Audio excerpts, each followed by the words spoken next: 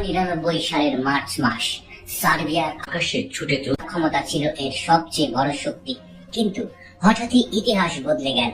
একটি পুরনো Soviet S-125 missile সেটিকে গুলি করে ভূপাতিত করল। এই ঘটনা প্রমাণ করেছিল স্টিল প্রযুক্তি যতই উন্নত হোক না কেন এটি অপরাজেয় নয়। কিন্তু সেই ঘটনার পর থেকে মার্কিন যুক্তরাষ্ট্র স্টিল প্রযুক্তিকে আরো নিখুঁত করতে শুরু করে, আর এর চূড়ান্ত ফলাফলই আজকের B-21 রাইডার। তার ক্ষমতা ছিল এর সবচেয়ে বড় শক্তি, কিন্তু হঠাৎই ইতিহাস বদলে গেল। একটি পুরনো সোভিয়েত S-125 মিসাইল সেটিকে গুলি করে ভূপাতিত করল। এই ঘটনা প্রমাণ করেছিল স্টিল প্রযুক্তি যতই উন্নত হোক না কেন এটি অপরাজেয় নয়। কিন্তু সেই ঘটনার পর থেকে মার্কিন যুক্তরাষ্ট্র স্টিল প্রযুক্তিকে আরো নিখুঁত করতে শুরু করে, আর এর চূড়ান্ত ফলাফলই আজকের B-21 রাইডার। বিশ্ব সামরিক শক্তির পালাবদলে আকাশের দখল এখন সবচেয়ে বড় প্রতিযোগিতা, আর এই দখলদারির লড়াইয়ে মুখোমুখি দুই পরাশক্তি যুক্তরাষ্ট্র ও রাশিয়া।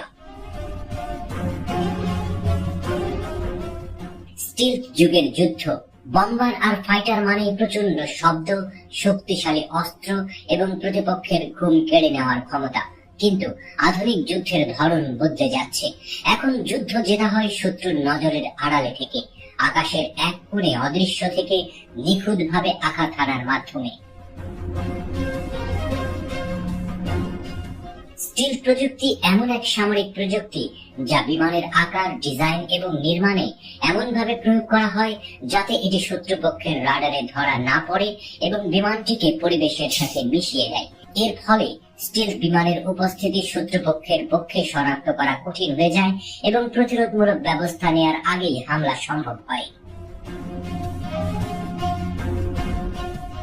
মার্কিন যুক্তরাষ্ট্রের B-21 রাইডার 2023 সালের নভেম্বর মাসে প্রথমবারের মতো আকাশে ওড়ে আমেরিকার B-21 রাইডার।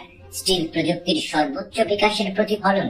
এই বিমানটি রাডারকে ফাঁকি দিয়ে লম্বা দূরত্ব পাড়ি দিয়ে শত্রুর সীমানার ভেতরে প্রবেশ করে নিখুঁতভাবে বোমা ফেলতে পারে, বহন করতে পারে পারমাণবিক বোমাও।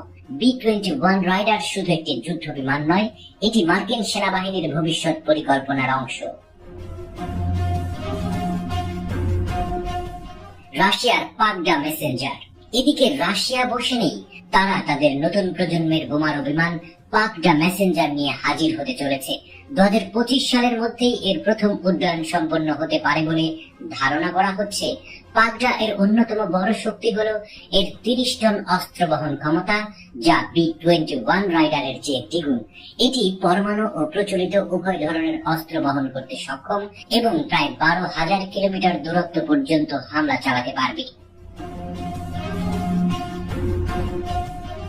তুলনামূলক বিশ্লেষণ করলে দেখা যায় মার্কিন B-21 রাইডারের গতি রুশ মেসেঞ্জারের চেয়ে বেশি হলেও পাগডা মেসেঞ্জার দীর্ঘ সময় আকাশে থাকতে পারে, বেশি পারমাণবিক অস্ত্র বহন করতে পারে, অর্থাৎ বড় মজুদ বহন ও দীর্ঘস্থায়ী হামলার জন্য কার্যকর রুশ বার্তাবাহক।